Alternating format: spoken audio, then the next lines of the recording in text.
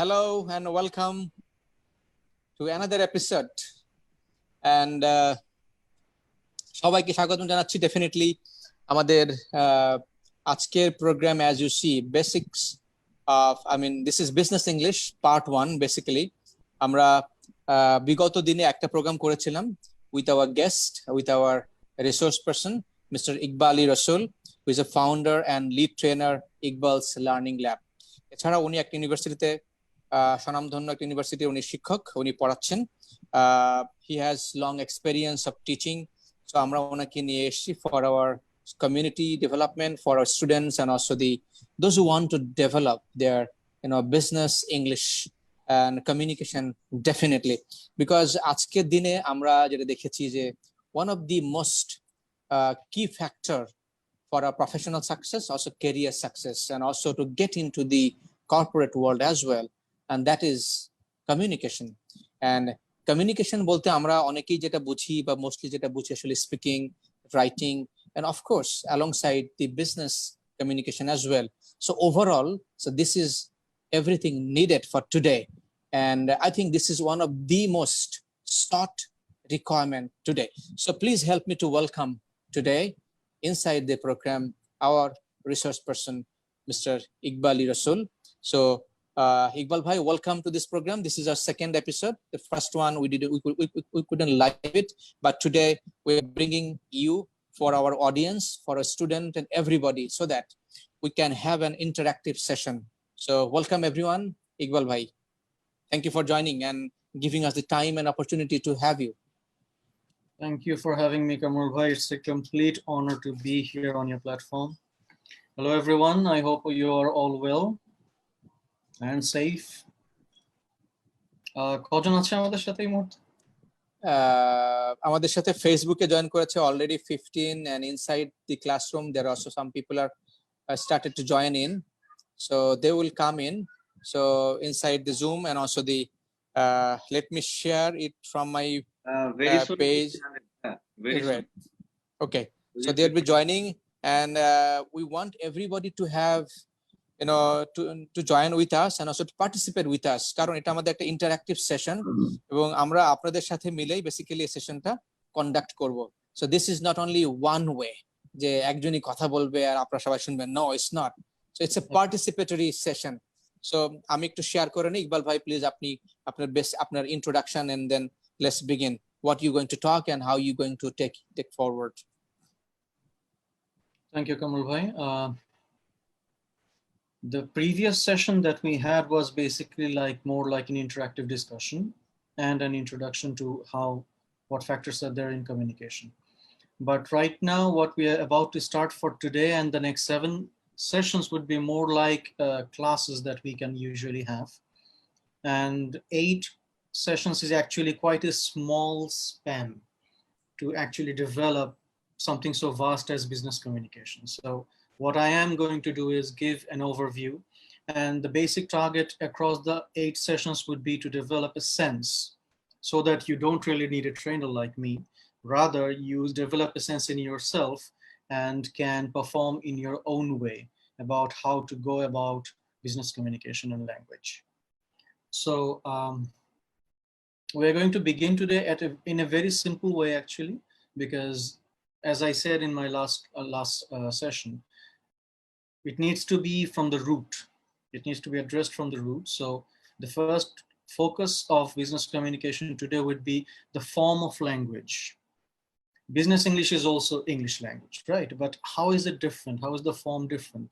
And at a very basic level, how can it have any impact on making yourself effective or ineffective in a business communication context? So we are about to work with those. We'll be working with our language. But before that, perhaps we'll focus a little on how there are some psychological factors which are triggered by using the language in the business form. So this is the basic outline. And by the end, I would very much appreciate your questions. Again, based on your real communication context. Sometimes if you have faced any kind of difficulty, sometimes, or even now, if you're engaged anywhere as a executive or as an officer, what kind of challenges are you facing and what questions you have for me regarding this? So Meanwhile, I'd like to thank Kamrul Bhai for bringing this up. It is very important that you participate because this is more like an interactive session. My role here is more like a facilitator. I will help you. I will give you the initial direction, but you will be the one actually who will be training me rather than me training you through your responses. So this is how it has to be going about today. Kamrul Bhai, I think you're muted. Absolutely. I have already shared the Zoom link. So currently, whoever willing to join with us from the Facebook Live, please jump into the Zoom link and get into the session, and you can ask the question, and also you can comment in the Facebook. You can respond here. I'll be bringing to the our research person as well, the facilitator as well. So over to you, Iqbal Bhai. I think if you have the presentation or any way that you want to begin with. Should we start, or do you want to wait for Sure. some? I think let's begin. People are getting in, and the Facebook Live, there are 20 people are watching right now, 21 people. I think more of them would be joining, and also inside the session also there are students. Yes, there are students as well inside the Zoom session. Let's begin. Let me share the screen with you first. Sure. And if you could tell me if you can see the slide. Is it visible? It's coming. It's coming. Okay, so let's begin. As I said, the focus would be language form and how that has an impact. Now, to begin with, I hope everyone can hear me clearly. We must consider the business context first. How is it different from talking to my friend or having a chat on the dining hall while having dinner with your family? It's a context where certain people are connected professionally, and within that professional connection network, you actually have people with whom you have more closeness, more intimacy, less intimacy. So with some formal, some are higher rank in the status quo while some are below you. So many factors are there which affects the relationship, the type of relationship, and then directly it affects the kind of language or communication strategies you are going to use with them. Now, the first one is, how is this context actually affecting the things? So can you see the first slide? Yes, it's visible. The first point is precision. The kind of language we will use in business communication has to be precise. It has to be very much exact. And beyond the fact that without being exact, I cannot really express the proper meaning I want to express. The other technical issue here is more of a psychological factor, which is attention. Now, at the core of a good, effective interaction is the attention or rate and quality of engagement the other person is having with you when you are communicating something. The first thing is attention span. Now, from a very average consideration, we can say that the highest attention span of a human being is usually 20 minutes, highest. After that, there is an essential and inevitable break of attention, and people again refocus. This is how the things go. So it is very important that whatever you're expressing within those 8 to 20 minutes, it has to be very much precise so that the attention or the focus is not broken or deviated. Now, precision is also important in the fact in conveying the exact message you are trying to deliver. Attention quality is also a very big factor because we know that business people who do not have a lot of, who have a particular agenda for every single day, and that itinerary actually has quite a lot of, so people usually do not have that much of tolerance to look at a piece of language communication which is long, which is winded, it is not giving their message very clearly, very much straightforward, and that actually affects the attention quality very much because there is created. It's not just the intention of the receiver who is receiving the message, but it is also a natural factor in a person. What kind of communication would keep them engaged and keep them attentive, or that kind of or form of communication. In that case, it is less of a responsibility on the part of the receiver, rather more at my end as the sender of the message.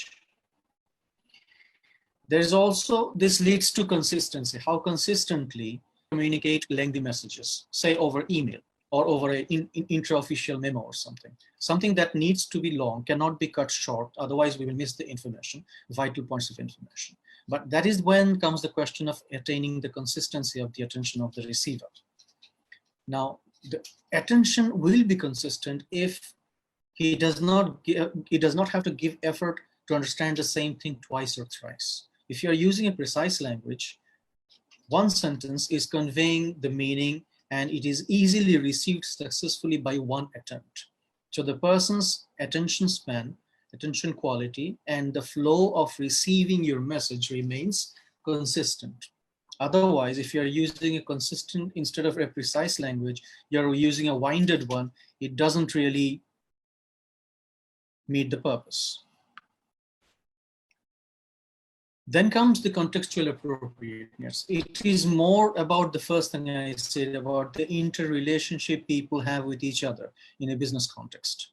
Now, content, the first point is appropriateness. What is appropriateness and how is appropriateness different from consistency?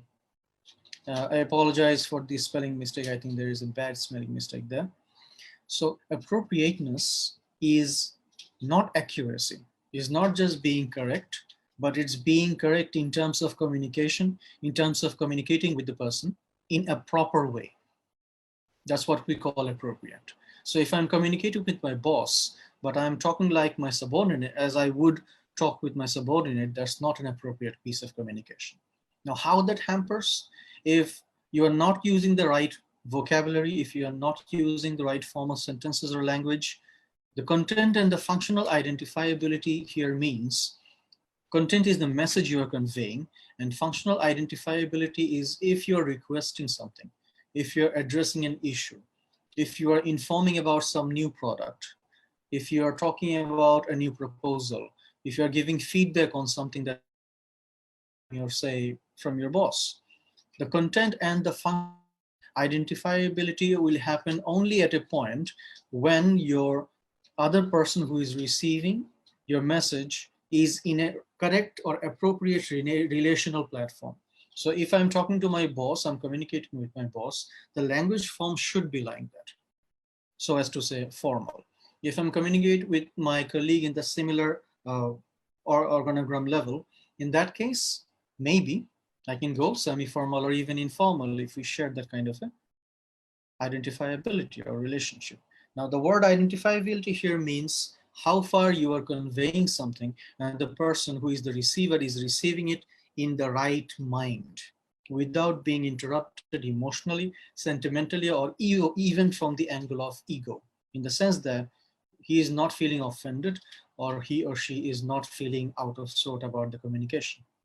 Now, this is based on the second point, which is interrelationship. As I just said at the beginning, you share different kind of levels of intimacy with different people among your colleagues in your workplace. And workplace is a very unique place, or stakeholders are a very unique group of individuals with whom you communicate.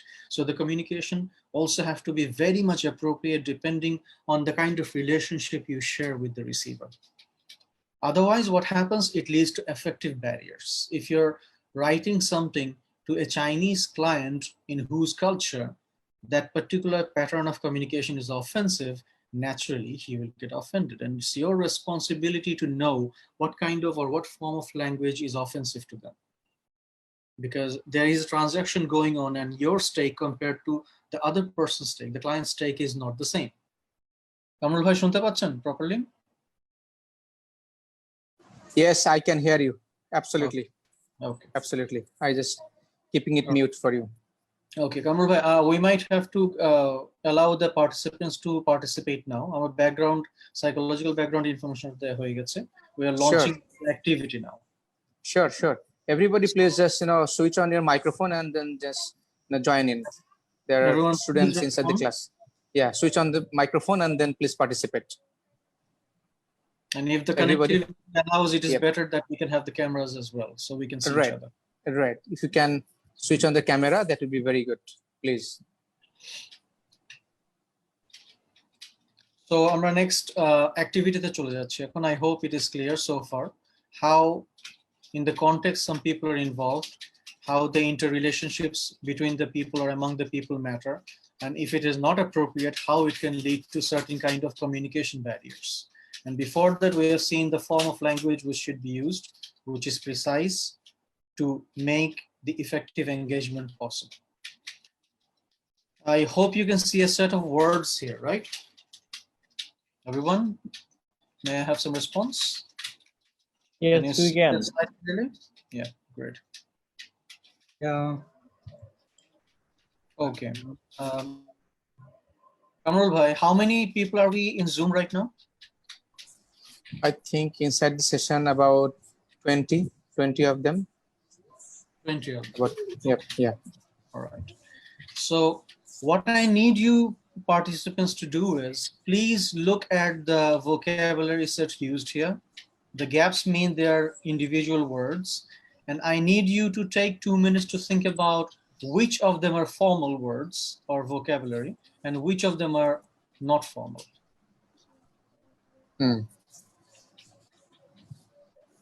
Formal and not formal, right? Non-formal. I'm not saying informal because it's not directly informal, all of them. There are some semi-formals as well. So let's see first.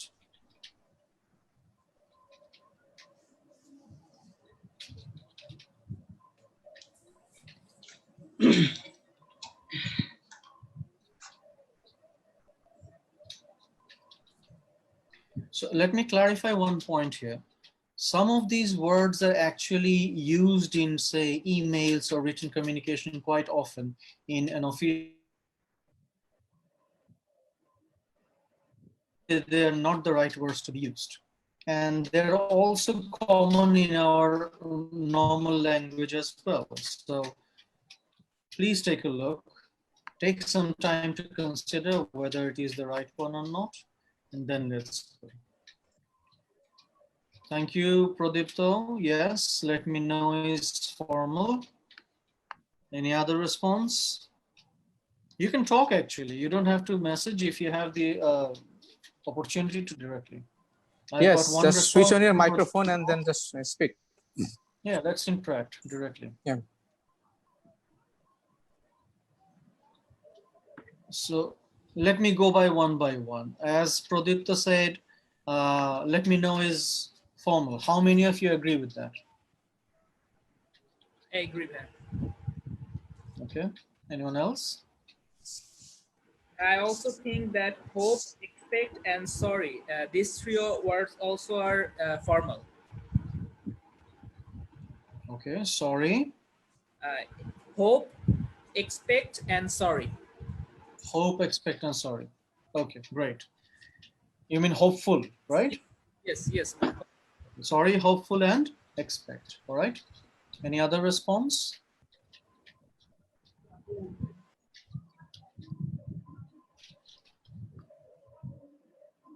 Hopeful from the Facebook.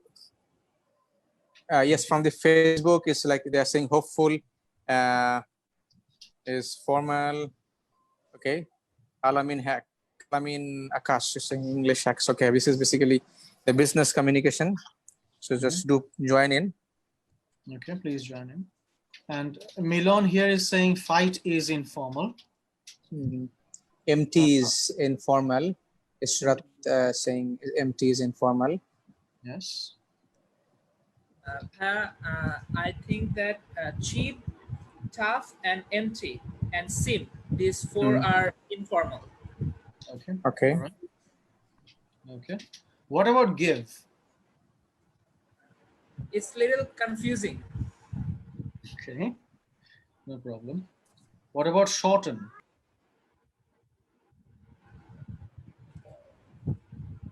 Do we all know the meaning of the word shorten? Yes, bhai. Okay, so what is it, informal, formal, or semi-formal? think it's semi-formal. Okay. All right, let's go bit by bit. Let's begin with the first one and allow me to explain based on your input. So the first word we have here is let me know, or let us know, or we will let you know. It's actually informal, but it is one of the expressions very commonly used in emails, often to even clients. Now, if you consider the first time communication, and the first communication is always strictly formal. Depending on the client's response, it often shifts to semi-formal very quickly in the very second email. But the first one is always very formal. And let me know or let ... know anyone. Counterpart of let someone know is inform. Okay. What's your opinion about help? Help is formal?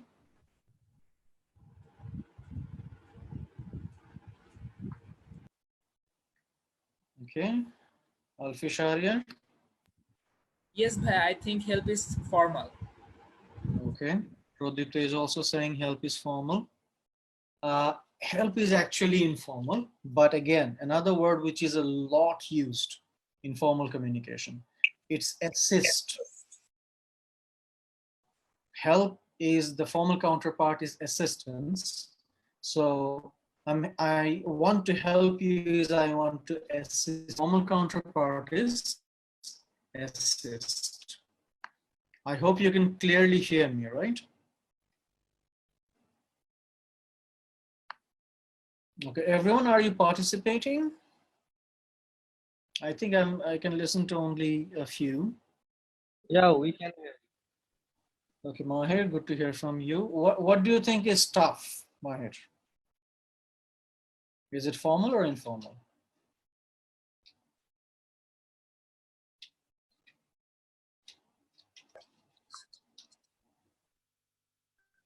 Sorry, can you explain?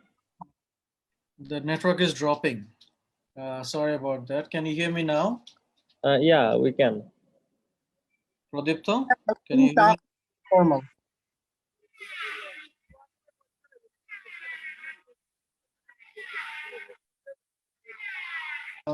Shireen, informal. Okay, thank you so much. Staff is informal. Okay, Milan, what do you think is formal? What is the formal counterpart of the word tough? Milan.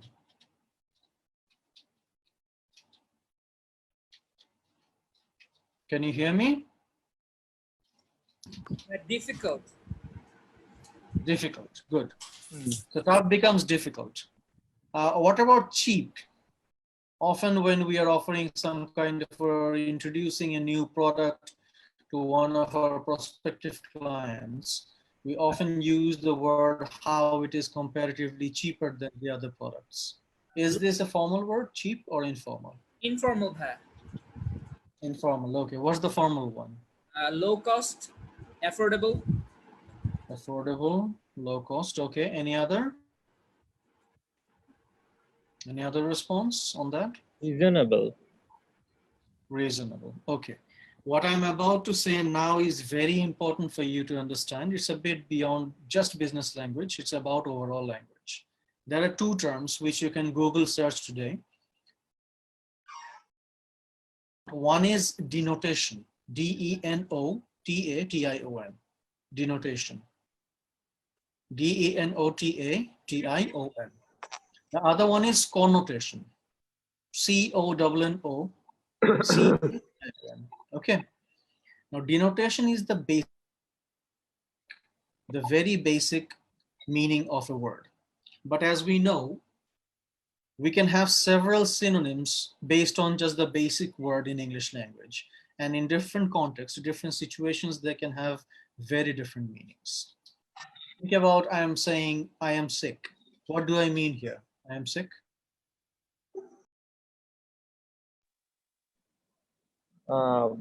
We are Not asking in for like, sympathy or like best condition. It's more like health condition, right? Right. Okay. Right, sir. So Okay. So what about this sentence? I am sick of him. I am sick of him. He's doing something that annoys me. I'm kind of fed up on him, right? Right. Okay. Now you are sick. You are. What does sick mean here?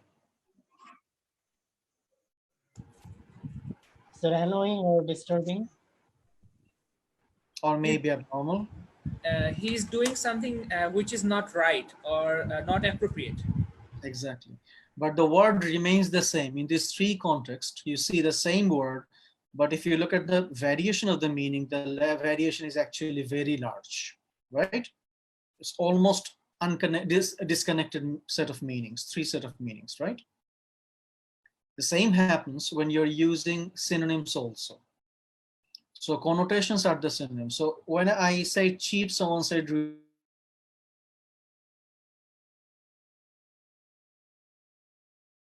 but reasonable has to do more with our thinking process in terms of central meaning. Okay. Even when we say that, yes, the price is reasonable, that means the price is logical. What I mean is not the currency value. I'm not referring more to the currency value, but more to the logic of the currency value. When I'm saying that the price of this sari is, or this shirt is reasonable. So the basic connotation when I'm using it, I mean the same thing. When I'm saying reasonable, the other person is understanding it. But if you look at the meaning, as I said, precision. If you look at the precise meaning, this actually explains the same fact, but more from an angle of logic, that this is a price which is logical for this product. Did you get the point, what I just said? Yes, Pat. Yes, So yes, sir. connotation has to be very much precise. So instead of say for reasonable or low cost is way more informal. Low cost is way more informal, because in written, you cannot really write something like low cost. We can say it, because in speaking, the basic purpose is to convey the meaning and the listener will receive it. As far as both can understand it, both can understand the intended meaning successfully, it's a successful communication. Spoken is much more flexible. But if I want to write it in an email, suppose, it's really not an option. So rather, if I say another connotation for cheap, if I say inexpensive, have you heard of the word inexpensive? Yes, Pat.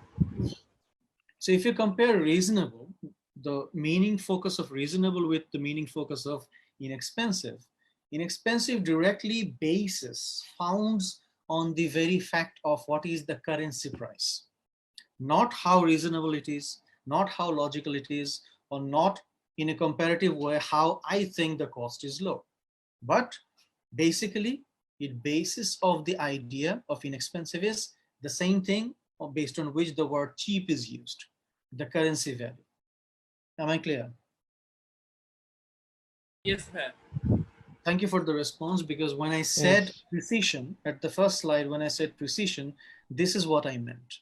When you're choosing a vocabulary instead of something else, you'll have to keep in mind that the basis, the foundation of the meaning that you're supposed to convey has to be, as much as possible, it's not always completely possible, but as much as possible, same. It remains the same foundation or the same basis as much as possible. Okay. I hope I did not make it complicated for you. But sorry to interrupt, we can hear properly. Can you hear me now? Yes, Pat. Sometimes your network is dropped. So But we have no issue. We can hear you now.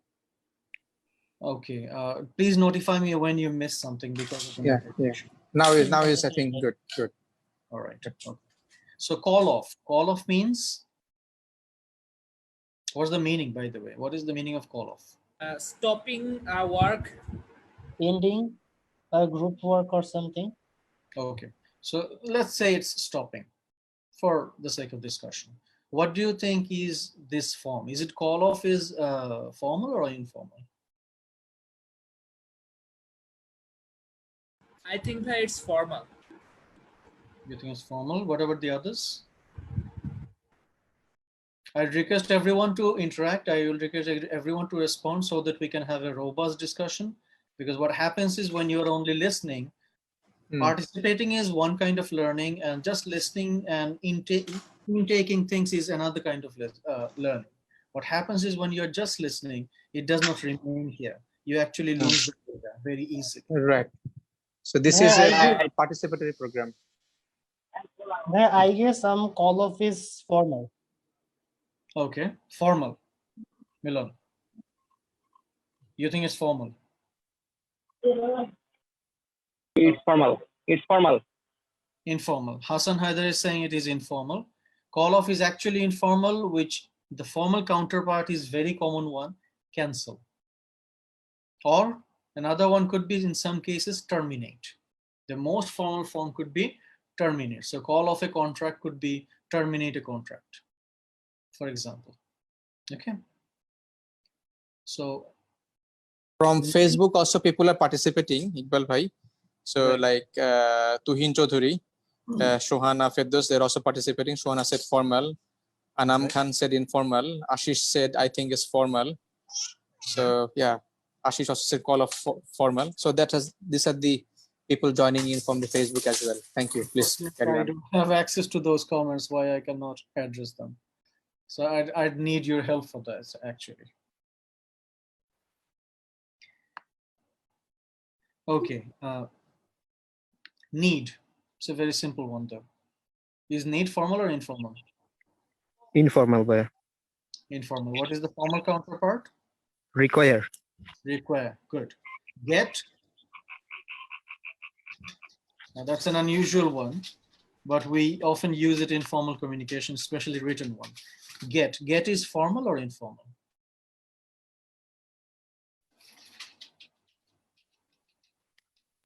Confusing that. Confusing. Okay. Others? Confusing. Okay. Hassan Haider saying informal. Okay.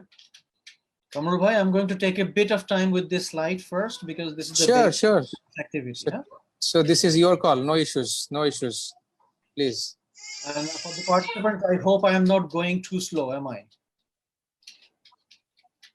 Is it getting boring? No, we are not. No, it's okay. It's okay.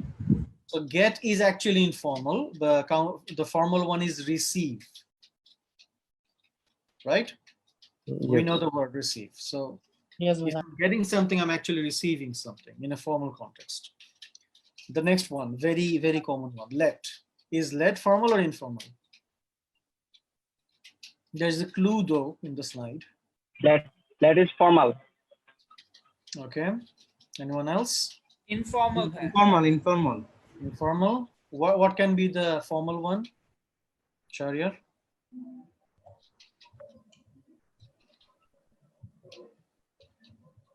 Which one can be anyone else? Which one can be the formal counterpart of the word let?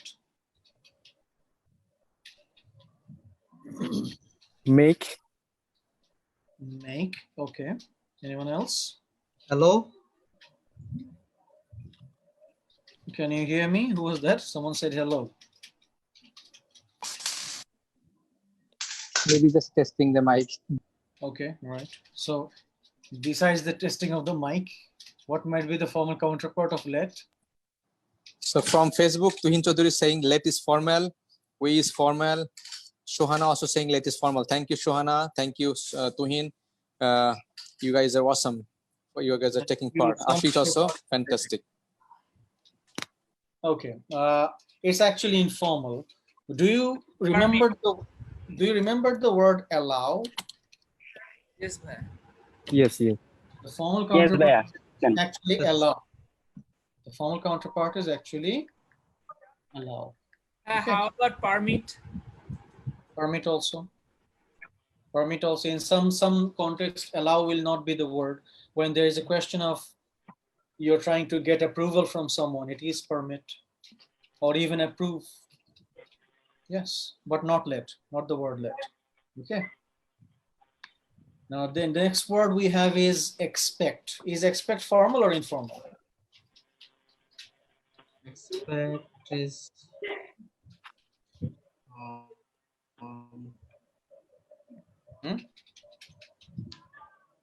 I guess expect is formal and it's expect is formal and its informal form is hope.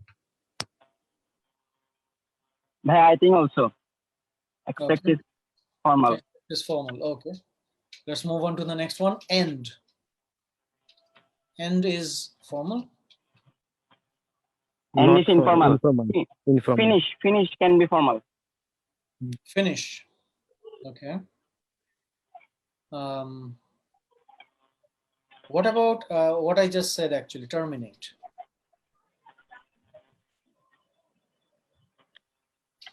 It can be similar word of finish. Finish is actually informal. End and finish. Finish is more at the informal level. It could be if it means end of a course of something, you could say complete. Or if you are ending something, you're putting a stopper in that one, that means terminate. End is again a very commonly used word in formal communication. When the communication with the stakeholder becomes semi-formal, it's fine.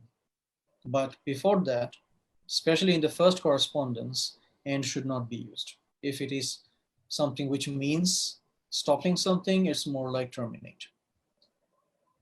Ask. I have some question to ask you. Formal or informal? Informal. Ask is formal. Ask is formal, informal. Others? Informal. Informal. Informal, okay. Informal. So those of you who are saying it is informal, what is the formal counterpart of that? Query. Query. Very close. Inquire. Inquire about something, right? Okay. Okay, ask about something, inquire regarding something. Adiba Azad, yes, there's not much difference between finish and end. Both are actually informal. Okay. Jivan, thank you so much for the response. Then we have show. Show. Is it formal or informal? Informal. Informal? Show? Informal way. Okay, others? Do you also think it is informal?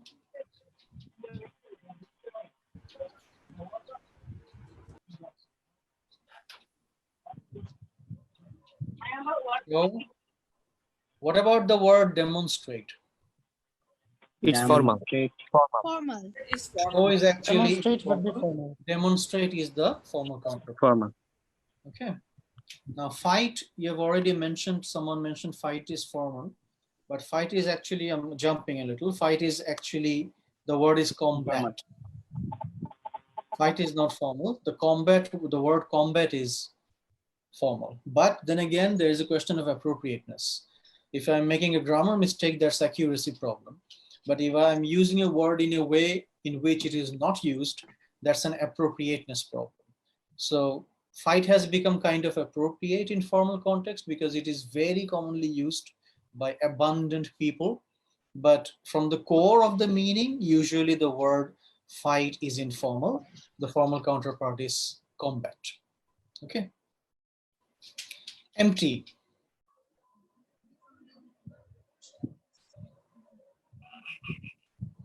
Empty. The house is empty. You can rent it. The house is empty. You can.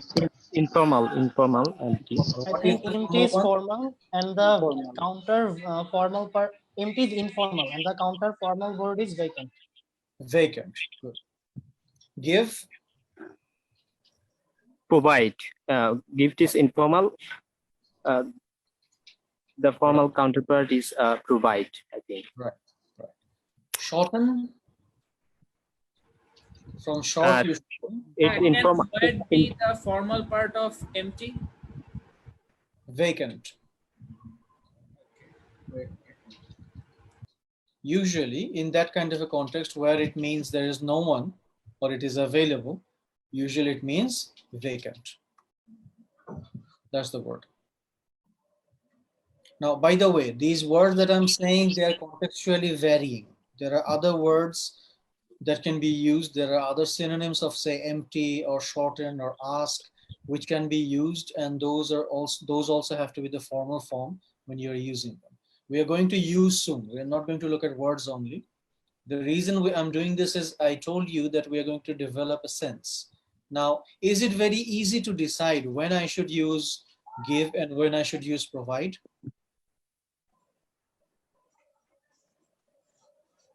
Yes, bhai, I think that. It's more or less easy. What about when can you decide when you should use call off and when you should use cancel? We should use call off when we are attending a meeting or conducting a business deal. Okay. All right. But that's formal use, right? Yes. But call off is actually informal. It's usually terminate or cancel. Yes. Okay. So see, this kind of confusion will always arise. And what I'm giving you here is actually by standard of the meaning. So it's more like a grammar thing. What is the rule or what is the strict rule by which it should be like this? But in communication, sometimes we are not really following the rules. In case of, say, fight, in case of, say, let me know, there are a few people who use inform. A lot of people use let me know in an email, which is a formal one. So according to the usage or how it is used in general, commonly, there will be some kind of confusion. But people who actually focus on these things, they do look at those things and they do focus on what word you're using. So you'll have to have a sense of that, and based on that, you'll have to respond. Okay, as much as possible with the proper form of the language. Sorry, you said sorry is formal, right? It's a polite expression, correct? Yeah. No, sorry is not formal, I think. Yeah, I guess sorry Sorry is is informal informal. and pardon is the formal counterpart of this. Yes, pardon. Okay. Pardon and sorry. Is there a big difference between pardon and sorry actually?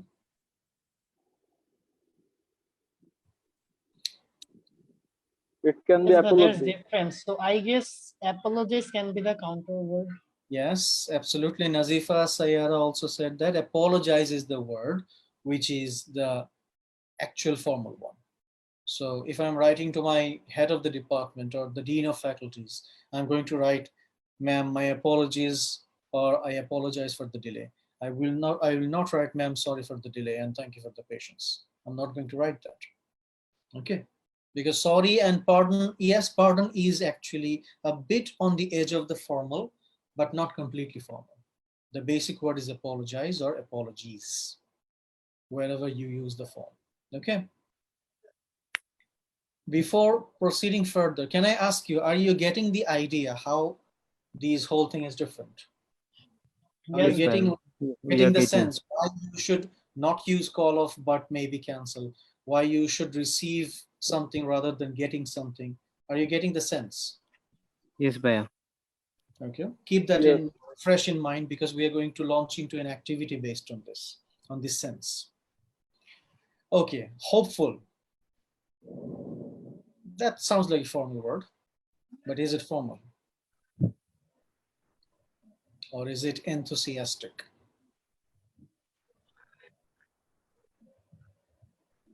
Which one? I think hopeful is informal and enthusiastic is formal. Okay, what are the others? What do the others think?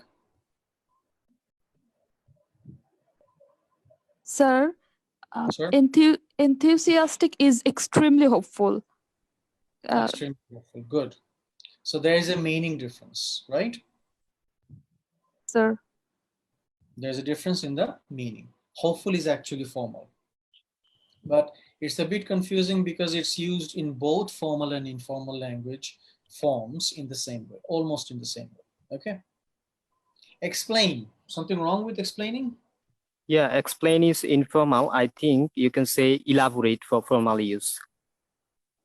Okay, elaborate. Any other word? Because if you look at the meaning, sometimes explain means tell me more. Elaborate also means tell me more. But sometimes it also means tell me clearly. Maybe it's not talking about the quantity or more, but it's talking about making it more clear. So what can be the word in that kind of context when that is what is being- Maybe explain is informal and clarification is formal or clarify. Elaborate or clarify, both are formal. Okay. So if it is more about giving some more description, telling more account or more description about the thing, that's elaborate. And if it is something which means make it clearer than it is right now, it's clarify. Okay. So the function goes two ways. One is I'm giving more information. Number two, I'm giving more information to make it clearer. So when the making it clearer is the basic focus, it becomes clarify. And if it is something like I want to know more, I'm looking for more information, then I can ask to elaborate. Hello. Okay. Could you Hello. hear? Yes. Hello. I just want to share one point. Can we use enlighten in case of in lieu of explain? Enlighten can be said. Illuminate can be said. Okay. Illuminate us more. Enlighten us on this. All these things. All these things can. Now, and could you please just tell me about the enlighten's use basically in case of my speech basically where actually we can use this? Yeah. One of the challenges of English language being a global language is, see, let me, I'm sorry, I'm deviating a little to give this give you the answer. Suppose the way people think in Portugal, the way people think in Pakistan, and the way people think in Peru, do you think it will be exactly the same pattern of thinking? No, obviously not. No, because how we think actually comes in from how we perceive the world around us. That creates the constructs in our mind, and that creates the expressions and the pattern of how we are perceiving it. That's what we call thinking. So when you're thinking about something, the pattern cannot be identical across regions. All right. So when you're saying illuminate about something or enlighten about something, the pattern of meaning is I already know about it, but let me know more. So enlighten means I already have certain amount of knowledge about it, but I need more knowledge from you. All right. Yeah, that's completely clear. Okay, thank you. Clarify is to make it clearer than the way you have done already. Elaborate is give me more description. And illuminate is more from a perspective that I have the knowledge, give me more. It's more like retention of what I already know, adding more to my existing knowledge, which might not have an immediate use right now. See the difference of the meanings? So this is when you are going to use precise form of language, this is one of the challenges in English also. Which one do you mean? And based on that, should you use clarify? Should you use elaborate? Should you use illuminate or other words, other conversions? Okay. That is why I requested you to Google search denotation and connotation. When you compare the two things, you see the basic as denotation and look at the connotations. Think about how one connotation is slightly more or less in meaning compared to another connotation. That is where the difference happens. Clear? Yes, sir. Yeah. All right. Now let's not take too long. Seem. Seem is a very common word. Is it informal, by the way? Or formal? It's confusing. Yes, sir. Informal. Informal. Okay. Can you tell me what is the formal counterpart of it? I think is appear or it's appear. Usually it is appear. You are saying another word. Can you say that? Appear and? Doubt. Sorry? Doubt. No, not really. No, not doubt. Sir, look হতে পারে? Look. Appear সাথে মিল রেখে হয়তো maybe you're thinking look. It looks like, it seems like. The difference is it looks like gives you more certainty that I can see it is like this. I am more confirmed. But when you're saying it seems like, that means I am not so confirmed like look. It's more about the degree of certainty you are expressing. So So if we can. yes. Jalal? Appear to be. I think Jalal, you were saying something? Yes, I want to say that we can. Can we say sound? Sound. It sounds Sound. good. It sounds good. It seems good. Yes. Yes. Yes. But there's the difference would be if it is something visual, is it something auditory or both? Resemble. Resemble is a comparison. It resembles with something. So what if I'm saying say for an example, I'm saying he seems unsure. He has decided something, but to me, he seems unsure. Can I use resemble here? He resembles unsure? No. Because resemble by meaning actually is a comparison. Resemble by meaning is a kind of comparison which is happening here, and you're taking something as the comparative standpoint based on which you are saying that it resembles something else. There's the second thing. Okay. Appear to. Sorry? Appear to. Adhere to. Yes. Adhere to again is something like abiding something, following something. I think I misunderstood your word. Did you say adhere to? D-H-E-R-E. No, I'm writing it. Okay. I think appear. Appear to. Yes, appear and seem is same. Appear to be something, to be like something, depending on what expression are you giving. What exactly do you mean? Okay. Appear to, yes. Yes, Alfie, it's possible. Okay. Whole, the last one. Whole is formal or informal? Informal. Entire is the formal word. Say informal. Okay. Entire is formal? I think so. I guess. Complete ki formal, sir. Complete is the formal, most formal. Okay. Okay. Entire is also used in a formal context, and that's fairly acceptable. The best word form would be okay. Clear? Yeah. So, yes. Is collaboration is formal or informal? Which one? Sorry. Collaboration. Collaboration. Okay. Can you give me another word for collaboration? No, I didn't get that. What about cooperation or working together? I didn't get that. If I say working together, and Yes. if I say collaboration, which one is formal? Okay. Yes, I get it. Sir, communication is formal or informal?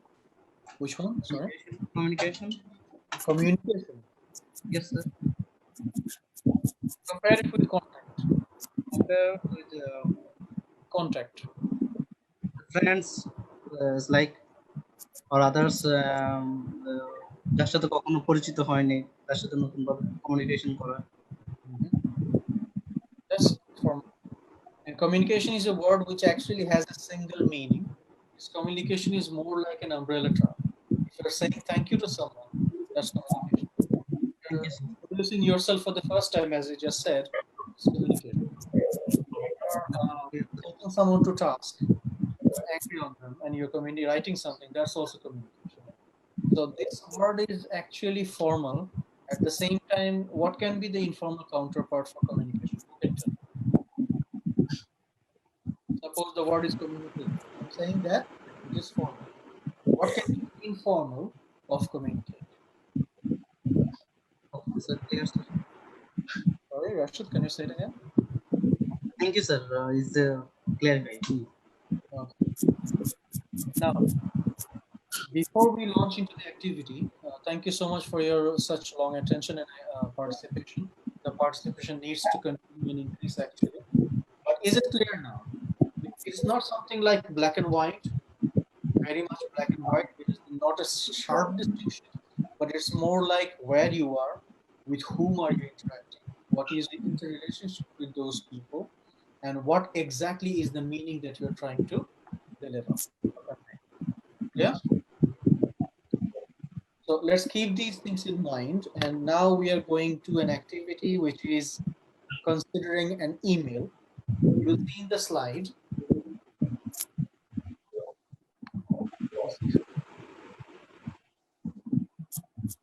At the top of each next 3 slides, you have the same set of words. Transparency, allow. Can everyone see the slide? Yes, it's visible. Yes, Slide is visible. Okay. Now, the top on the top half, you will see it is the same set of words, but you'll have to select from here and choose which of the words in the bottom half where you have the actual email body you want to change. Which words should be changed? So read the parts. The first part is the first introductory paragraphs of the email. Second one is the third paragraph of the email. Fourth one is the final paragraph. Okay. And what is it communicating about? It's communicating about this. This is the context. You are in the role of a real estate communicator, and you have received. Can you read it, everyone?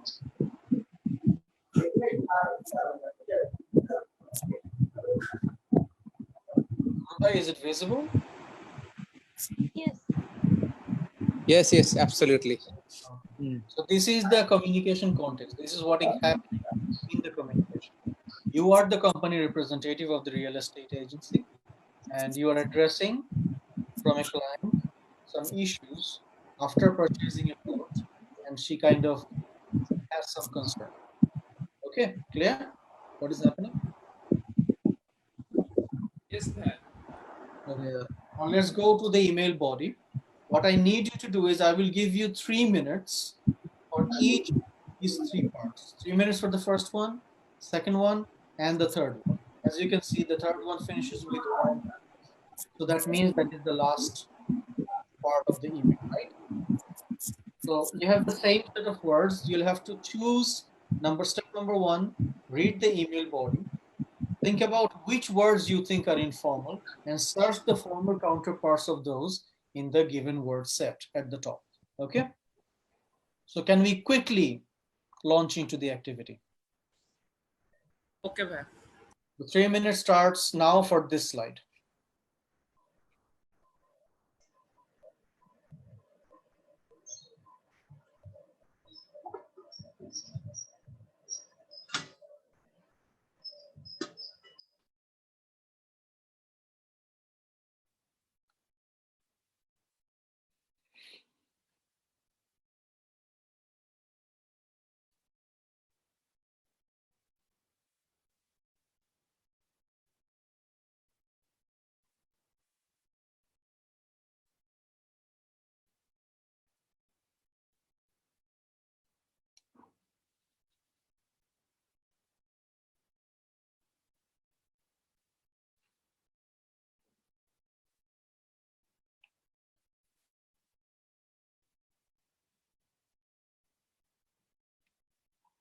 Zahir bhai, thank you so much for connecting. It's an honor to have you with us.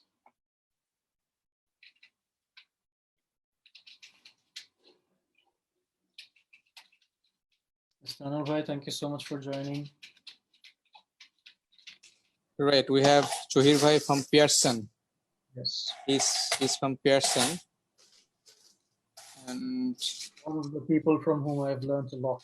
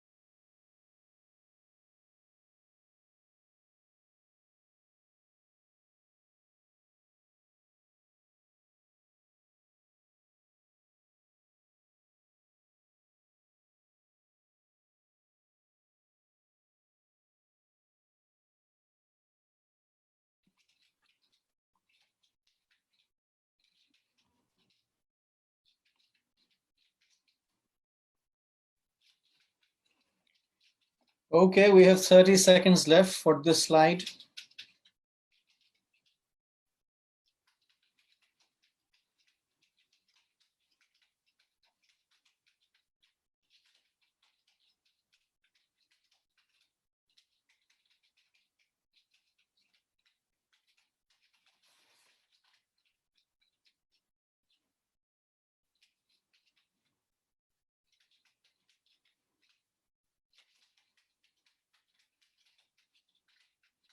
Okay, everyone, time up. Please stop. And who can tell me what are the few words in the email body that you decided are informal and you should change?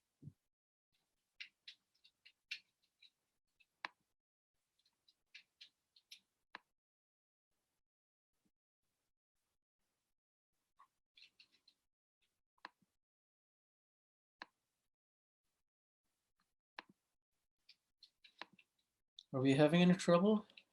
Okay. Help is informal. It should be assistance. Manushi, thank you so much. I think we can talk, you know. Everyone, let's talk directly rather than sending. Yeah. Just speak so that the others also Facebook participant also can hear from your conversation. Let's do that. We will give you every kind. In here, we can use assure. In place of give. Yes. Okay. All right. Others?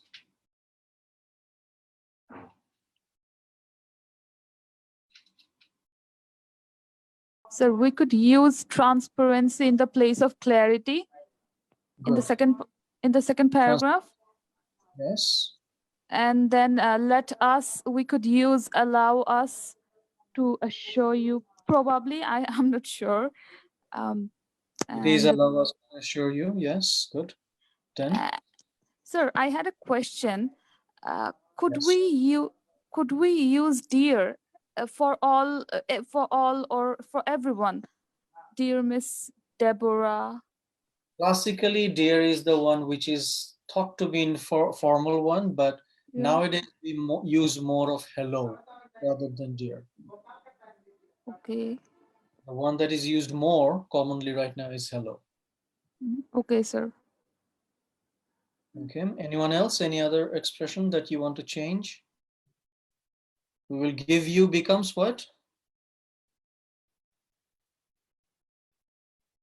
Assure. Assure you. What about, can we say provide you every kind of explanation? Assure is something is already there and I'm just making sure that, or I'm just giving confidence to the person that it will be done or it is there. But is this what is meant here? Please be assured that we will give. Is that what you meant? No, sorry, I was wrong. Okay, can you say provide in this place, Alfie? Yes, ma'am. Okay, so we will provide you every kind of. Okay, explanation is the right word. Okay. What is the context? Is the client facing any kind of confusion here? What does it seem?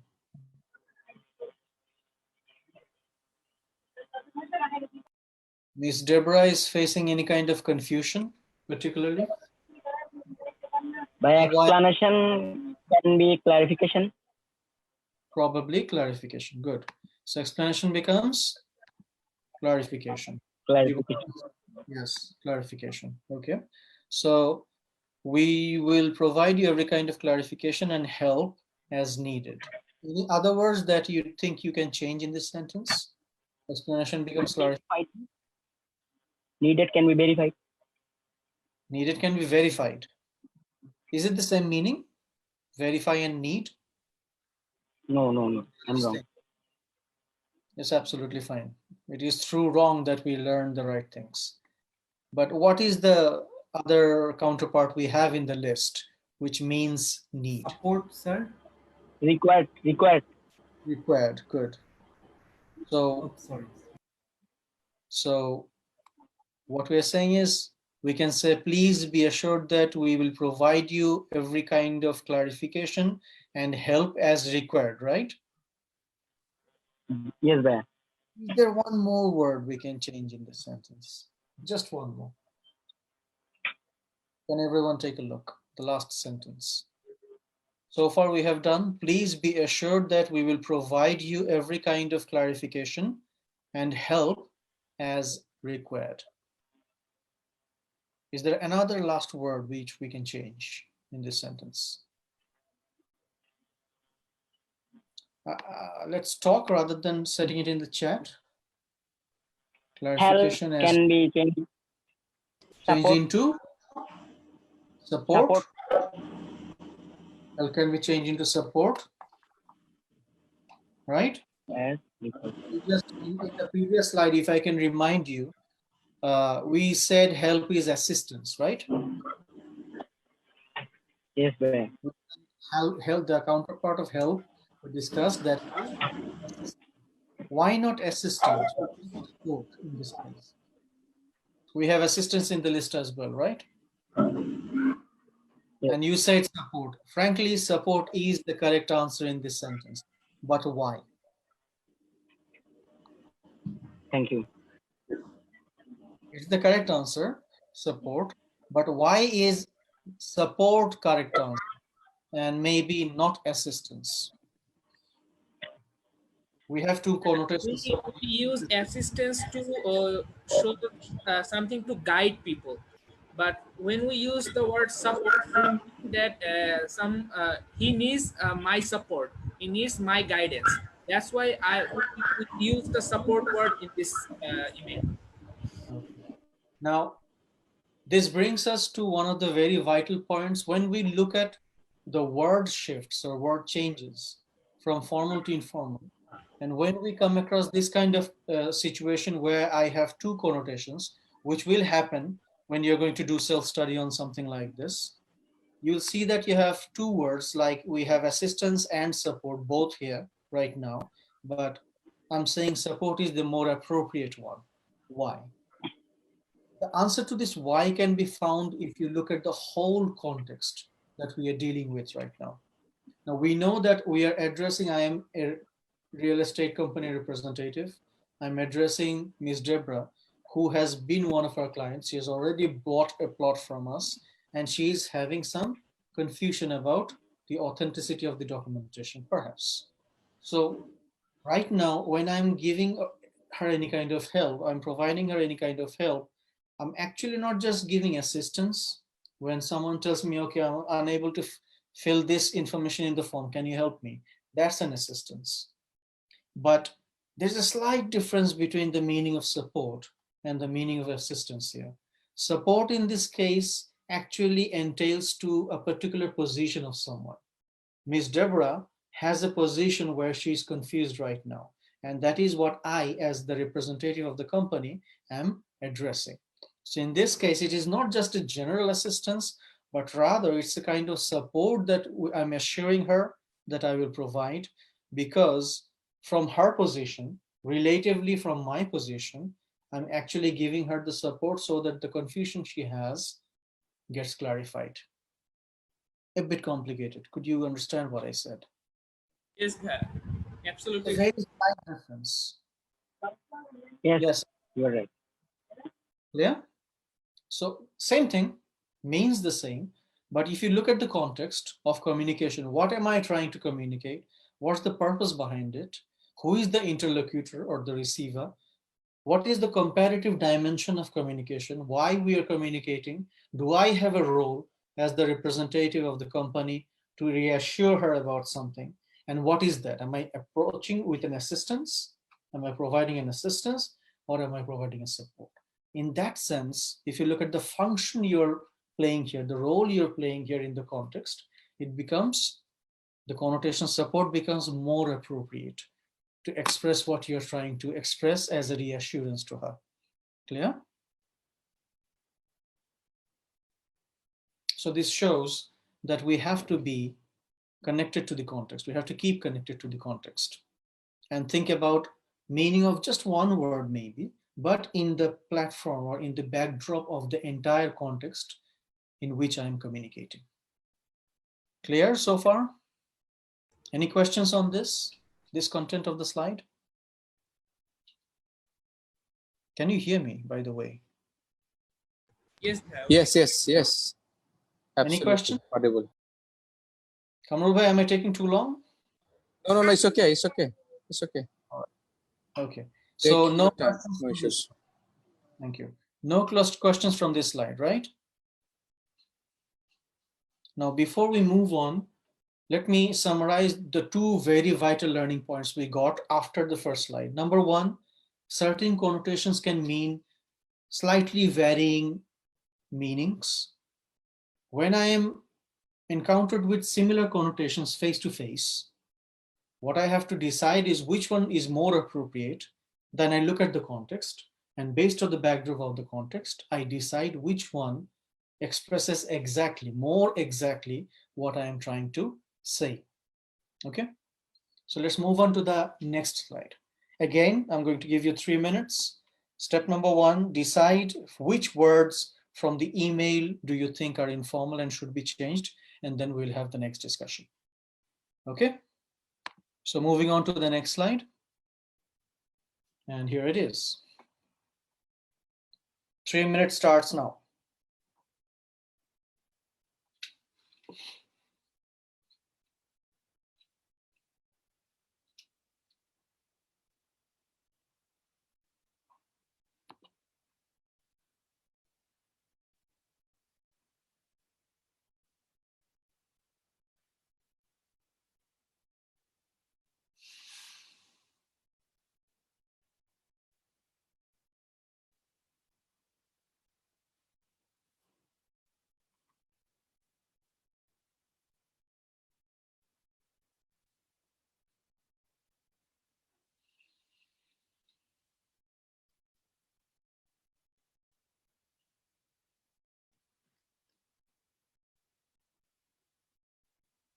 Bulbul bhai, thank you for joining.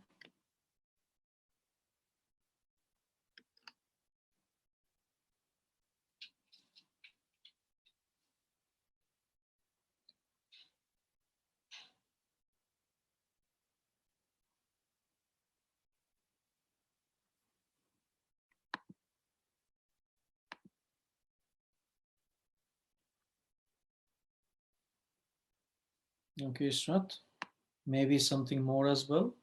Let's give it some more effort. Good work.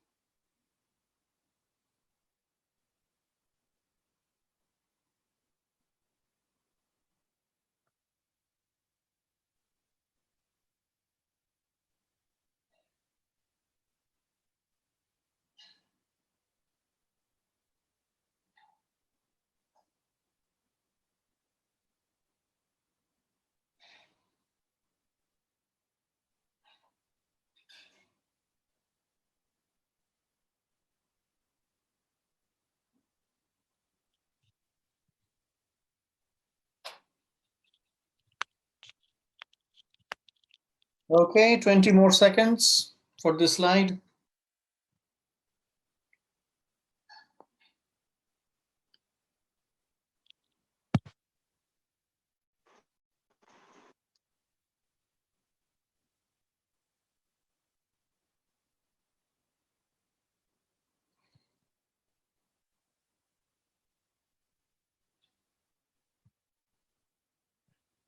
Okay, time up. Can I have some input from you?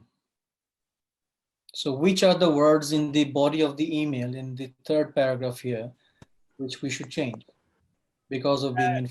Regarding about will be regarding. Okay, good. Deliver will be demonstrated. Tone becomes demonstrated. Deliver become demonstrated. Delivered becomes demonstrated. Why? What is the meaning of the word delivered and what is the meaning of the word demonstrated? Demonstrated means to openly discuss or clarify the situation a person is having, and deliver means I'm just giving it to you. Okay. Do you have a LinkedIn account, Alfie? Yes, sir. Do you remember there's this one option when you first opened that, it showed you something like demo. And if you click on that, it shows how you should do something step by step. Remember? Yes, sir. So what does that demo mean? Is it demonstration? Functionally, It's like that an demo assistance, man. is like a Assistance, like the app is guiding me to a certain point. Is it showing you how to go about step by step? Yes, sir. So should it be shown becomes demonstrated or delivered becomes demonstrated? See the point? Yes, yes, sir. So you have shown becomes you have demonstrated concern, about becomes regarding. Good. Next. And what is the next word? Confirm become assure. Confirm becomes assure. Okay. Everyone agreed with that one? We want to confirm you that, assure you that. Okay. Okay. Within the first sentence, anything else that should be changed? The first sentence. So far we have found you have demonstrated concern regarding the authenticity of the legal documents delivered. So we made changes in 2 of them. Okay, Jivon has given a response. Shown becomes raised. I think we have already said it's going to be demonstrated. Legal will be valid and delivered will be provided. Okay, delivered will be provided. Let's consider this one. Give, provide, deliver. Do all these 3 words have the same meaning? Give, provide, deliver. They have the same meaning? No, sir. What is the difference?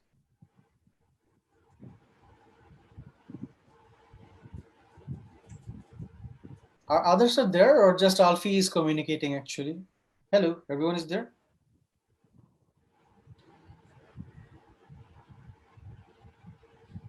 Could I get Yes, those yeah, words there. again? All right, Alfie, yeah, you were saying something. What is the difference? Give, provide, and deliver.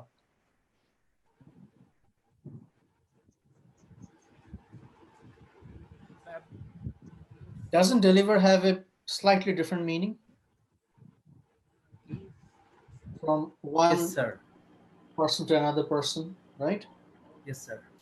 So give is again from one person to another person, but it doesn't really give you a sense of a content very strongly. So I'm giving something, I'm giving a support. Can I say deliver support? What does the difference happen? What meaning difference happen here?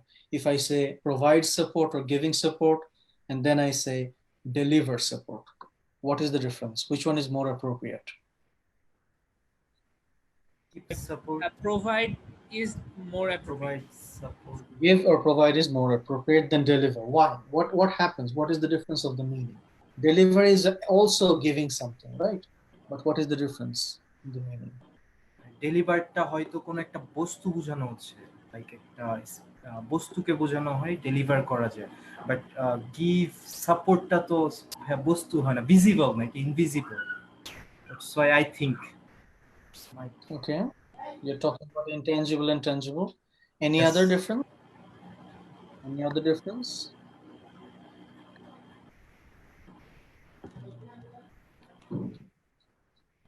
Okay, soft word, Jivan is saying, all right. Delivery is a very slight variation of the meaning and it gives you a sense of distance. Providing support simply says that the support is given there. There's a need and the need is met. But when you're saying deliver, it slightly different, very slightly, but it gives a sense of a distance. It could be a distance of mode, it could be a distance of medium, it could be a physical distance, but the sense is there. That's the very slight difference, and that is the kind of difference we are dealing with right now in choosing the connotations, right? So far what we have is, the correct one is, you have shown becomes you have demonstrated concern regarding the authenticity of the legal documents delivered. Delivered is actually okay. And also mentioned of a recently informed quarrel. So quarrel becomes? Dispute. Good. Right, Nazifa. It becomes dispute. Dispute. Recently informed dispute. About again becomes regarding? Dispute regarding? Is it? Yes, it is. Maybe. Okay, Ashish Vishwas from Facebook, but help is not a delivering substance. Okay, yes. Right. We're also saying speech ke deliver kara jaye. Absolutely correct, Ashish. Now, so far, sorry, you got a bit deviated. Also mentioned of a recently informed dispute regarding the ownership of the plot. Okay. We want to confirm you that we finish all legal documentation correctly before we close a deal with. Yes. Finish can be complete. Okay. Something that we do not have, unfortunately, in the list is an expression. Since it is a full expression, I did not keep it, because if you look at the words I have provided, they're mostly singled out words. There's only one phrase at the beginning. Do we know, what do we write in a formal writing? We want to, or we would like to? Which one do we say? All right. Would like to. So maybe we can make this change by ourselves here instead of from the list. We would like to confirm. Confirm becomes anything, or confirm is fine? Assure. Assure. We'd like to assure you that we finish. We had some discussion about finishing the first. Complete. Good. Yes, Jivon, assure. So we would like to confirm you or assure you that we complete all legal documentation correctly before we close a deal with our clients. Do we need any more changes in this sentence? Could we use prior in the place of before? Good. Is it only prior, or should we add another word? Prior yes, to? Yes.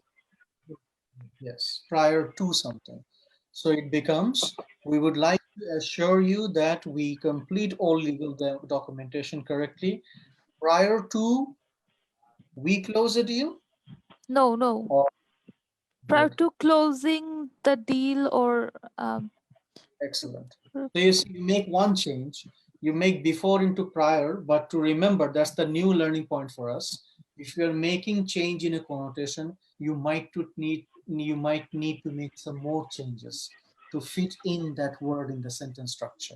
So it becomes, as Nasifa very well said, prior to closing, not we close. Prior to closing a deal with our clients. Okay. So yes, sir. It's good, Nasifa. Thank you, Everyone sir. agreed? I can't see everyone. That's the problem. Okay, let's proceed. We also make sure that the plots we put up for sale have no old confusion regarding the ownership. Any change needed in this sentence? Offer, put up offer for sale. Instead of put up, we can say offer? Yes, sir. Okay.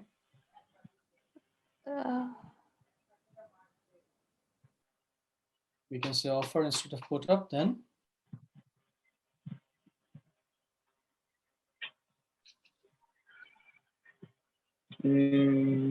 Confusion can be clarification.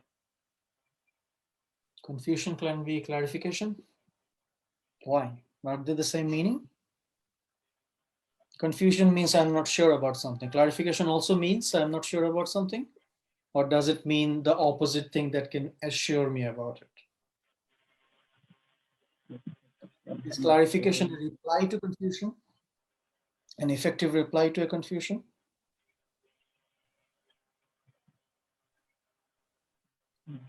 Hello? Confusion is when I am not sure about something. Now, if someone else gives me a clarification, that makes me, okay, assure, that gives me reassurance that, okay, no, the confusion is gone, I understand it now. So they're not the same thing. They're related, of course. So one is a response, Yes, I got it. the one is a response, an effective response to the other, but they're not the same meaning. Okay. So we also make sure, that the plots we offer for sale have no old confusion regarding the ownership.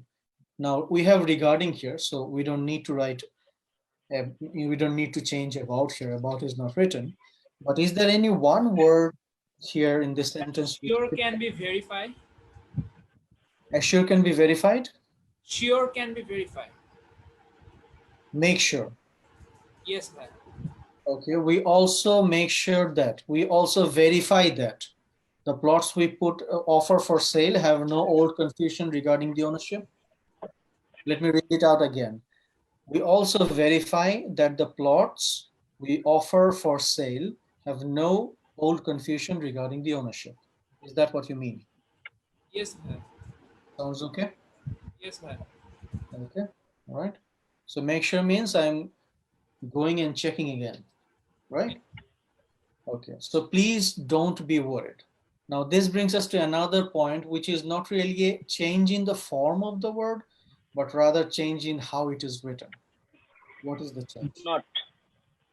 The full form. In the written form, we do not use contraction. Don't is a short form or contraction as we call it technically. So it should be, do not be worried. Worried. Do you think worried is the formal word, proper formal word?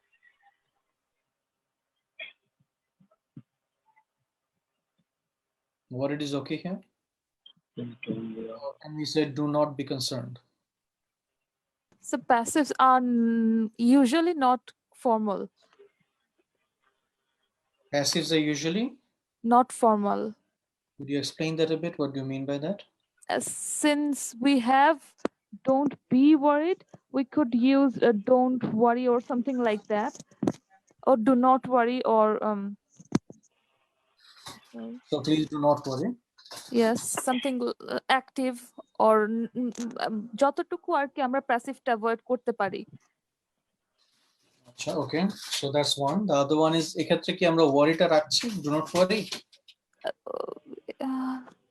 আমরা কি বলতে পারি do not concern? Concerned sounds better, sir. Better, but can we say do not concern? No, sir.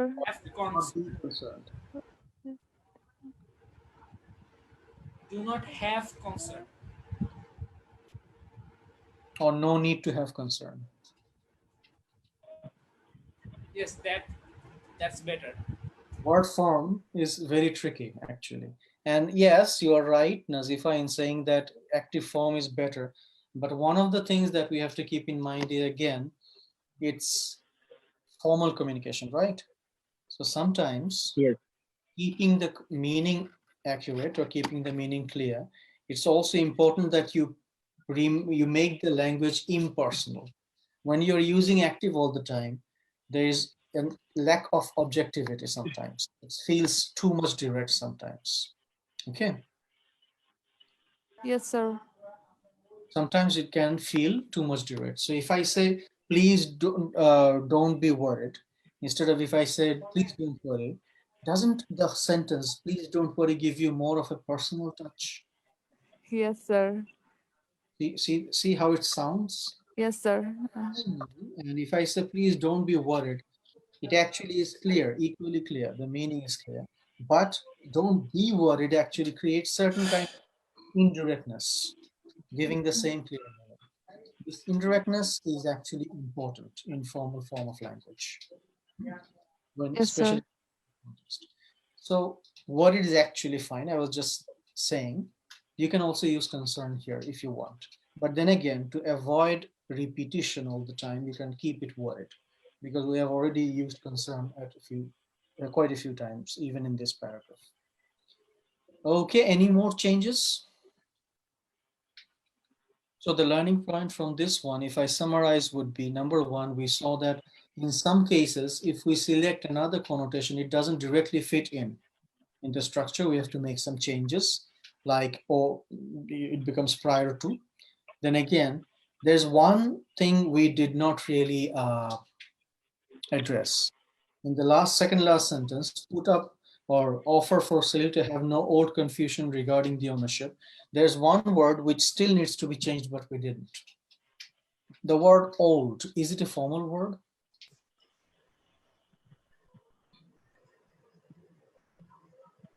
No. Previous. Previous. Okay. Any word from here? Can we simply say prior confusion? Yes, sir. Prior is there.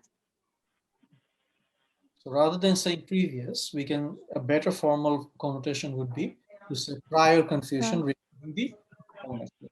Okay. So Okay.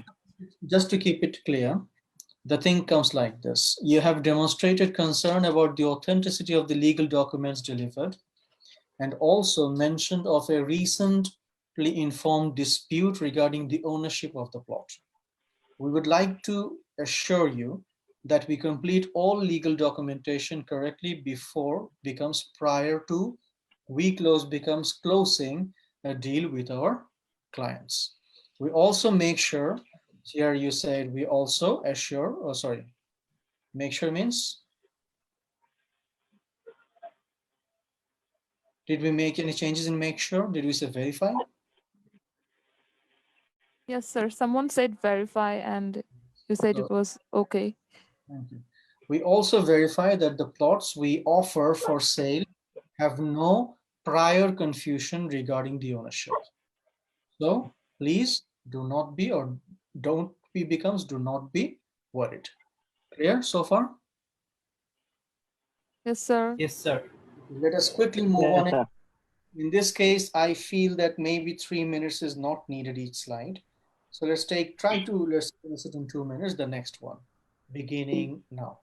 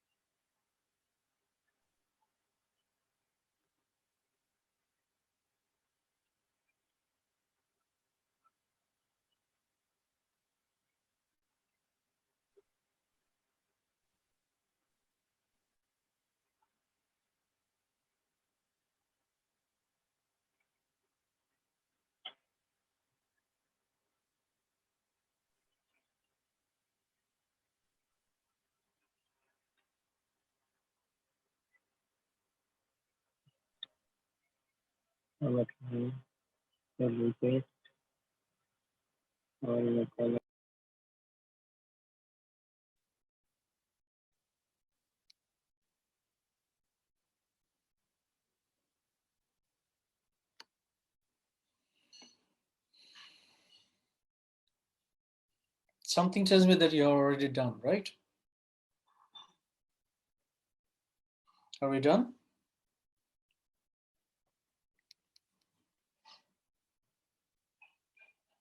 Almost there.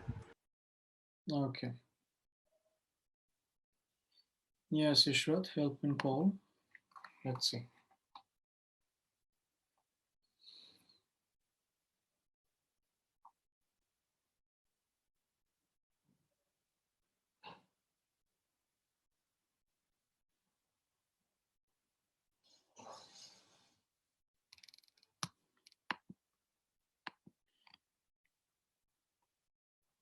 Help call check.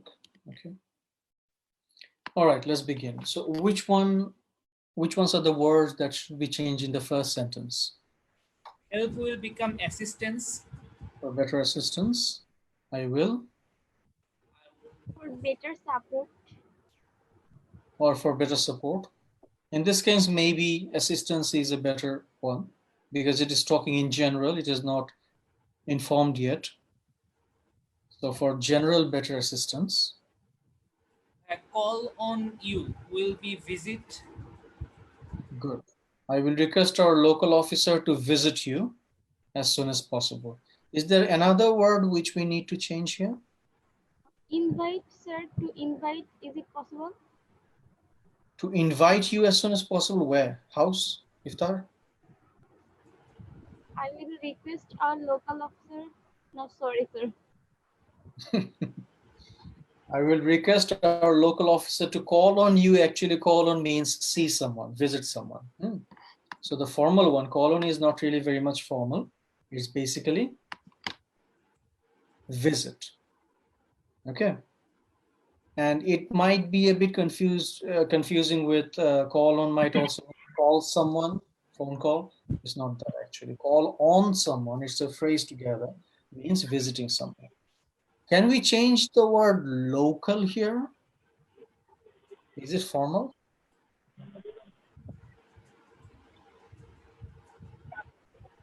Local?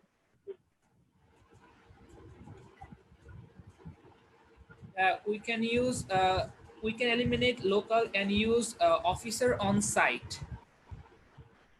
Officer? On site. Yes. On site means the site where the client is, the same place.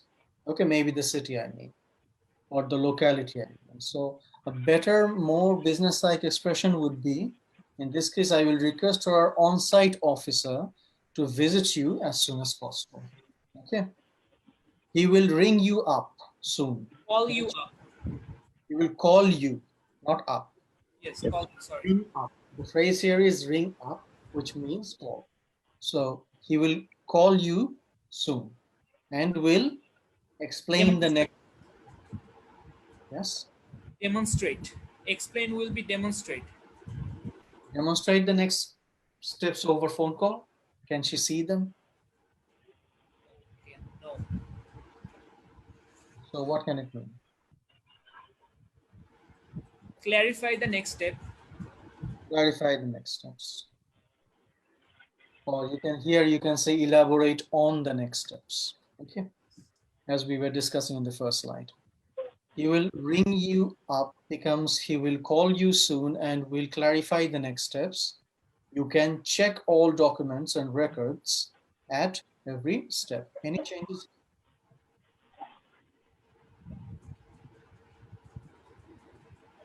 You can check all documents and records. Check will be verify. Good. You can verify all documents. You can verify all documents and records at every step. All right. So we hope once the things are clear to you, you will decide not to call off our deal. Any change required here? Once the things are clear, এটাকে কি change করা যায়, sir? What does things mean here? Is the word things formal in this sentence? No, inquiries or what the client wants to know. Okay.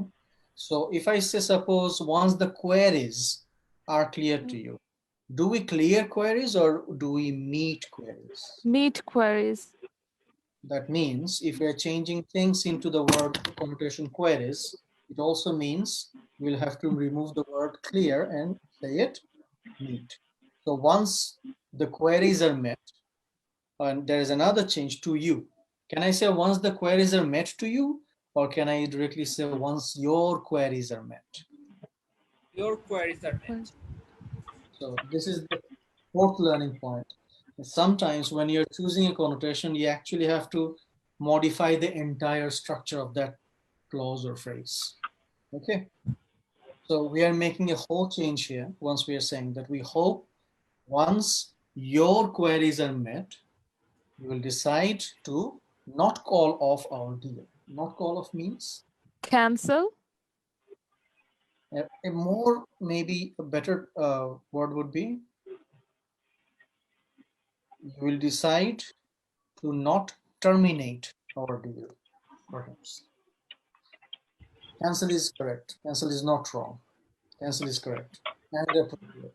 But maybe to sound it more business-like, we can use the particular jargon used in the business context. Terminate our deal. So finally it becomes, we hope once your queries are met, you will decide to not terminate our deal. Right?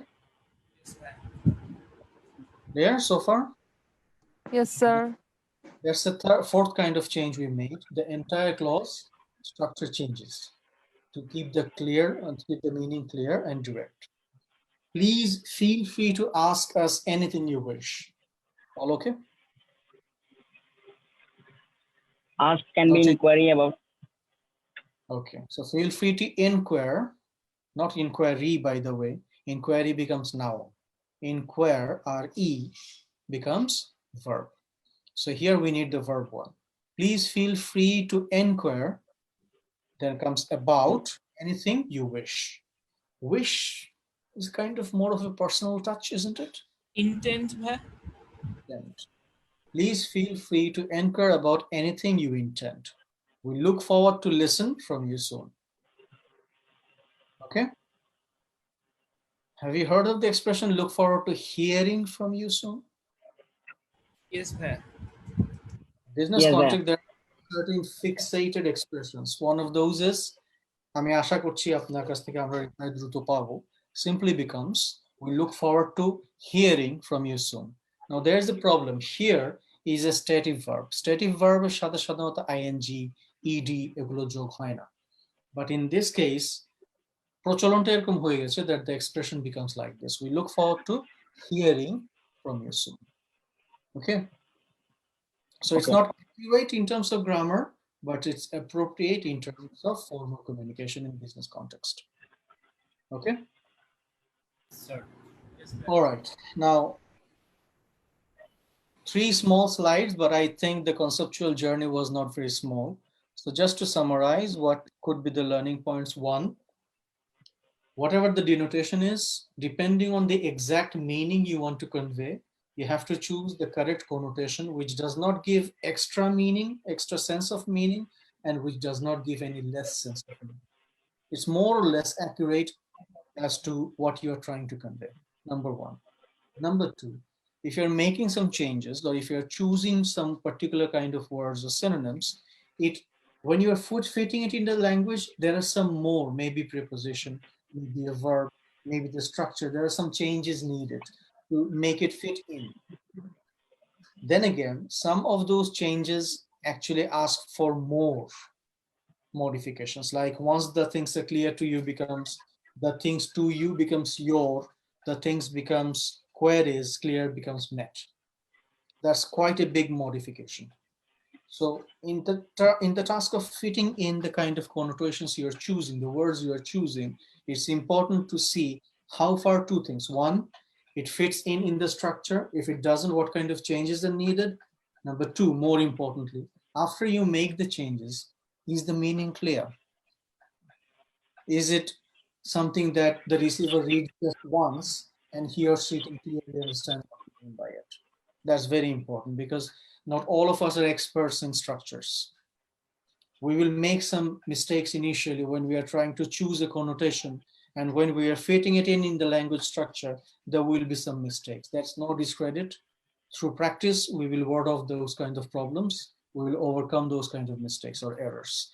But what's important from even at this stage when we're making mistake is look at how far what you wanted to say is clearly expressed. Because if that is not happening, no matter what connotation you're choosing or what structure you're making or modifying, it's not going to serve you the purpose. Third, more in a summary form, it's important to see how far, again, as Nazifa said, I think, I have a forgetful mind, don't mind, how far being active or being passive is the appropriate thing to do. Now, if I look at, considering this point, if I look at all the other slides or you read the whole body of email we have, it's a combination of active and passive. It's not all passive, not possible. It's not all active, not appropriate. Because active form of language actually kind of personalizes the language, the expressions. You're not using the word I. You're not using the pronouns we and our or ours. still it becomes a bit personalized because it becomes, or it remains direct as an expression all the time. So you have to decide at which points you need to make it passive and at which points you can shift to active. Now, how do I do it consciously? We don't actually. That's the help. That's the help we have.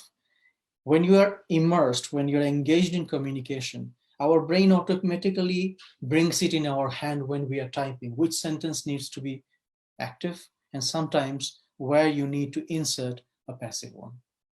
What we can do consciously is before we click the enter button of an email, we read the whole thing, we review the whole text for meaning, for grammatical correctness, for communicative appropriateness. Sharing is not correct grammatically, but it's appropriate in terms of procholon, how it is used, usage. We look at those things. Then finally, after making conscious changes, we click the enter button so that it delivers. Clear so far? Yes, sir. Okay, not everything was new, but I hope you found some learning points from today's session. Yes, sir. And I'd like to thank you for tolerating me so long. Over to you. No, I think it was a very good session indeed. What do you think? Shall একটা word how you want to express? This is the first lesson of the business communication, and we are going to go another 7 classes. And from next week, we want to build more audience, definitely. So how do you feel of today's class? How was it? One word. We don't know a lot. We don't know a lot. We have to learn more. What else? Just everyone, just come forward and say a word and just say thank you to our brothers, Iqbal-E-Rasul bhai, for his tireless effort. Actually, this is Jibon. Mail communication is formal communications, and there's meanings a lot to our superior and also with our clients. So today's discussion was very fruitful to all of us. I think a little bit confusion. That's actually the results. I would like to thank CoachKamrul Hasan, CK's network, and also I would like to thank all participants with our effective and speaker, Iqbal sir. Thank you very much. I enjoyed a lot. Thank you so much. Who else? Just come forward and say thank you. You don't have to thank me. All credit goes to Iqbal bhai and Sir, every one of you. We had a scope for practice, so it's we usually tend to learn and don't practice, but sir finally gave us opportunities to he gave us some time to go through the words and then practice, and then he also corrected us. So yes, that's a positive thing from this lesson. Fantastic. Good. Who else? Just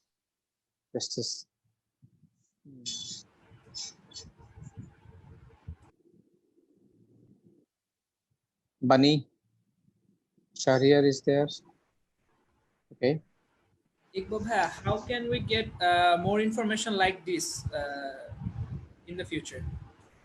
Stay connected with us. The next session, and this is session 1, right, for the business communication series. Could I answer that, Kamrul bhai, though? Please take the call. One of the things is, if you have noticed, I don't know if you have noticed that I actually gave you a context first, right? There was a receiver of the email. I was the receiver. We were the receiver. We were also the representative. We also had the responsibility of not getting the deal terminated, dealing with it professionally. And if you look at the email, it's not that I provided or we provided a lot of solution to her problems, but we did give her a way of getting clarified about certain issues she faced, right? So communication, business communication particularly, is very much contextual. So how can you get help about these things? A good approach is to approach the whole thing functionally. So what can be the language of requesting someone? What can be the language of disagreeing or agreeing with someone? Go by the functions. That is the quickest way to get into the language forms of this kind. of how you're going to approach it. Then gradually go to vaster contexts. Thank you very much, man. Great. Thank you for your active participation, I would say, rather engaging. And I want to thank everyone also watching from Facebook.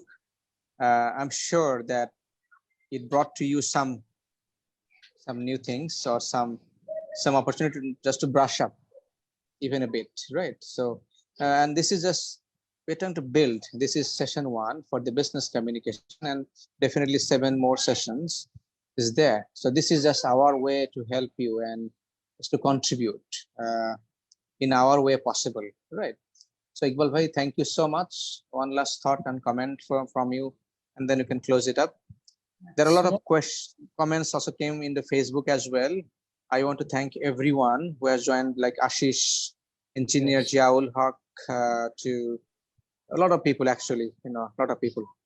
Thank you all. And Iqbal bhai, one last thought from you, and then it's more like a response actually, because I began the session by saying that within 8 sessions, it's actually difficult to develop a complete format about business language. But what's important is I hope I could do it, because the kind of feedback you gave, answers you gave, it seemed that you understood the thing. Can I ask you, can I have an answer from among the participants? Are you having a better sense of how to use language in a business context compared to 2 hours back? Anyway. Yes, ma'am. Yes? Yes. So who else thinks? Who else thinks that you're having better sense? Definitely. Nazif. Yes. Okay, I think they're aware now. Looks like it. Yeah. Saif says yes. So short sessions like this, or maybe within a short span of 8 sessions, this is the highest and the best we can achieve. What happens is the transformation from having a trainer, face-to-face training, and then shifting to a self-study mode. The transformation actually happens when you develop certain kind of senses. I wouldn't say clear any ground or hypothesis, but more like senses. Your instinct tells you that possibly it is going to be like this. Once your instinct starts saying you like that, giving instructions to you like that, that is the point when you have a greater possibility of more effective self-study. What I will try to do in these 8 sessions is I will try to give you or make you grow that sense. And that is why your active participation is extremely important, because I have it. You need to practice it and sense, feel how it is. So please participate in the next sessions. And within the 8th session, I will try to give you a comprehensive idea, kind of a comprehensive instinct about how you should go by in terms of business communication in a context. Thank you. I think from now on, we will build only the greater community, and let's create a positive change, definitely, the way we just communicate and connect. Thank you all. Thank you, everybody, and looking forward to see you in the next session. Thank you all for joining from the Facebook as well. Everyone, thank you much. Pleasure from our side, and thank you. And stay safe and stay well. God bless you. Thank you. Good night. Good night. Bye-bye. Allah Hafiz.